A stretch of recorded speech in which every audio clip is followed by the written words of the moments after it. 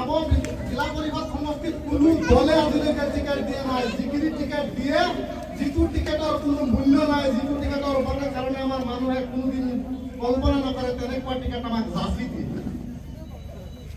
শ্ৰদ্ধেয় ৰাইজ, এই বিধানসভা সমষ্টিৰ অন্তৰ্গত আজি পাব জিলা পৰিষদ সমষ্টিত যিটো প্ৰাৰ্থিত্ব প্ৰদান কৰা হৈছে, এটা কথা ৰাইজ চিন্তা কৰিব, অহা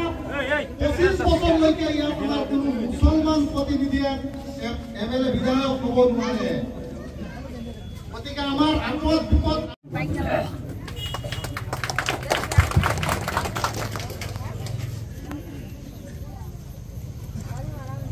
পাব জিলা পরিষদ সমষ্টি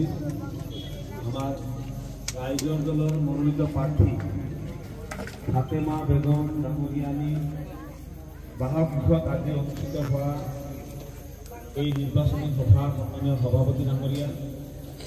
মঞ্চত উপবিষ্ট আমার সকলোৰে মৰমৰ, সকলোৰে শ্ৰদ্ধাৰ হাফিজ মৌলানা সাইফুদ্দিন ডাঙৰিয়া, মঞ্চত উপবিষ্ট ৰাইজৰ দলেৰ বিভিন্ন পৰ্যায়েৰ বিষয়াসকল, আমাৰ দুইগৰাকী প্ৰাৰ্থী ক্ৰমে ফাতেমা বেগম জিলা পৰিষদেৰ প্ৰাৰ্থী, আমাৰ বিএনপি গাঁও পঞ্চায়েত এলাকাৰ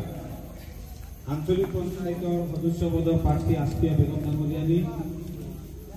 এই সভাত উপস্থিত বিএনপি সোণাপুৰ আৰু পাভ গাঁও পঞ্চায়তৰ পৰা সমবেত হোৱা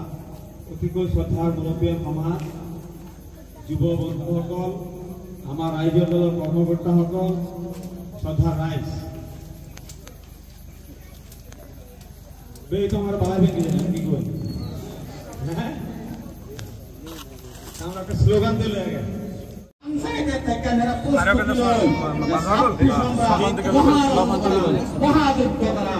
কংগ্রেস বিজেপি আমরা উৎখাত করে রাইজের দলে কঠিন লোকের মুখ্যমন্ত্রী বানাবো।